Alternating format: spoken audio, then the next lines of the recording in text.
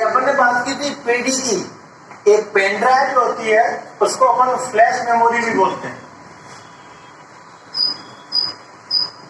Flash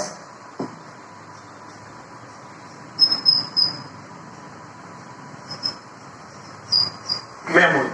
flash memory इसको क्यों बोलते हैं?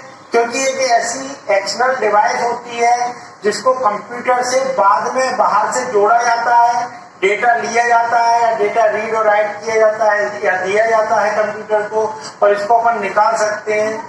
जो लाइट है या कंप्यूटर की जो प्रोसेस है उसका इस डेटा से कोई संबंध नहीं है। ये डेटा अलग से अपन कैरी कर सकते हैं जैसे सीडी में करते हैं, और इसको अपन बार बार फॉर्मेट कर सकते हैं, डेटा को नए डेटा को अपलोड कर सकते हैं, इसकी जो सेक्टर्स हैं उनको हटा सकते हैं। ये भी आपने देखी होगी पेन ड्राइव, वो कुछ इस तरह की होती है।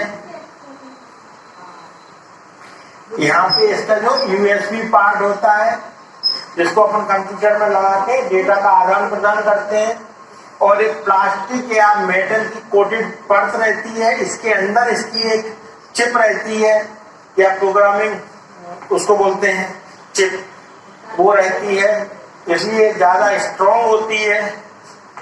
ठीक है, और इसका यूज आज बहुत ज्यादा बहुत अच्छे तरीके से किया जाने लगा है। दूसरा एक एसडी कार्ड। एसडी कार्ड आपने देखा होगा। एसडी कार्ड क्या होता है? आपने कभी अपना मोबाइल यूज किया होगा तो उस मोबाइल में एक एसडी कार्ड होता है जो आपके डेटा को सुरक्षित रखता है। आप उसमें वीडियो ऑडियो अपना जो डेटा है, डॉक्यूमेंट्स है, पीडीएफ है, वो सेव कर सकते हैं। तो जो एसडी कार्ड है वो भी महत्वपूर्ण है, वो भी बाहर से ही लगाया जाता है। अंदर जो इनबिल्ट होके आता है वो एसडी कार्ड नहीं होता है। एसडी कार्ड हमेशा बाहर से लगाते हैं मोबाइल या कंप्यूटर में। अंदर से जो इनबिल्ट होके आता है वो उसकी अपन इंटरनल मेमोरी बोलते हैं। तो मेमोरी को अगर दूसरे टर्म में परिभाषित करें तो दो तरह की मेमोरी हो गई। एक इंटरनल मेमोरी जो उस पर्टिकुलर डिवाइस के साथ अटैच होके आ रही है, और एक एक्सटर्नल मेमोरी जो उस पर्टिकुलर डिवाइस के बाद बाहर से जोड़ी जा रही है, बाहर से उपयोग किया जा रहा है। तो उसको दूसरे टर्म में अगर कैटेगराइज करें तो मेमोरी दो टाइप की होती है, इंटरनल मेमोरी और एक्सटर्नल मेमोरी। तो अभी अपन ने देखा कि ऑप्टिकल मेमोरी जो ऑप्टिकल स्टोरेज है, फ्लैश मेमोरी जो फ्लैश ड्राइव है या पेन ड्राइव है, ऐसी बहुत सारी मेमोरी अपन ने देखा। अब एक अलग थोड़ा हटके कंसेप्ट है, वो कंसेप्ट अपन समझते हैं, वो उसमें बहुत सारे लोग बहुत ज्यादा कंफ्यूज रहते हैं। वो कंसेप्ट है वर्चुअल मेमोरी। वर्चुअल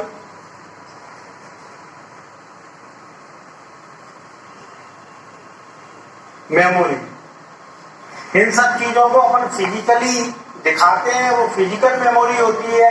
इसका नाम ही है वर्चुअल मेमोरी, मतलब ऐसी मेमोरी जो अपन देख ना पाए पर वो मेमोरी की तरह काम करे।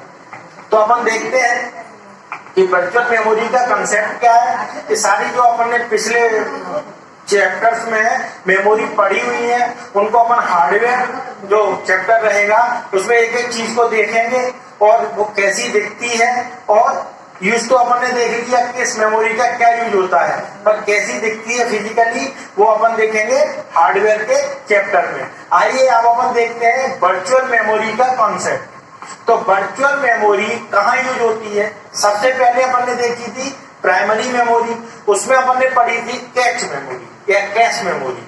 तो जो कैश मेमोरी होती है वो सीपीयू के द्वारा बनाई, पर्टिकुलर सीपीयू के द्वारा प्रोसेस की जाती है कैश मेमोरी।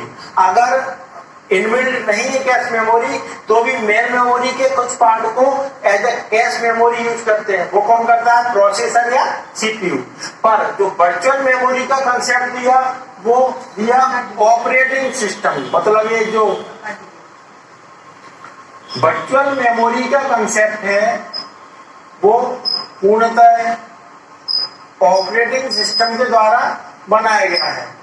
ठीक है, अब बात करते हैं वर्चुअल मेमोरी की नीड क्यों पड़ती है और वर्चुअल मेमोरी क्या होती है।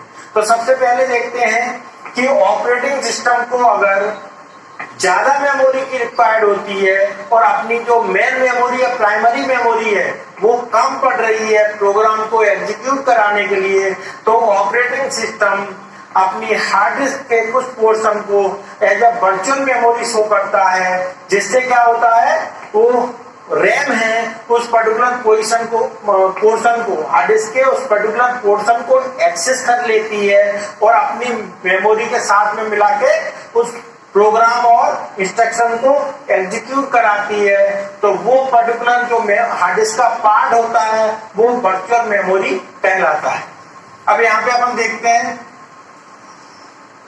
सपोज ए है अपनी हार्ड डिस्क,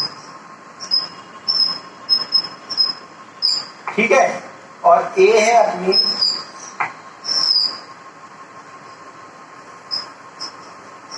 मेन मेमोरी, ठीक है। अब अपन ने देखा कि जो ऑपरेटिंग सिस्टम ने एनालाइज किया कि जो प्रोग्राम है बहुत बड़ा है और ये मेन मेमोरी इसको एग्जीक्यूट नहीं करा पाएगी, तो हार्ड डिस्क के किसी एक पोर्शन को as a virtual memory show किया और उसका जो एक्सेस राइट है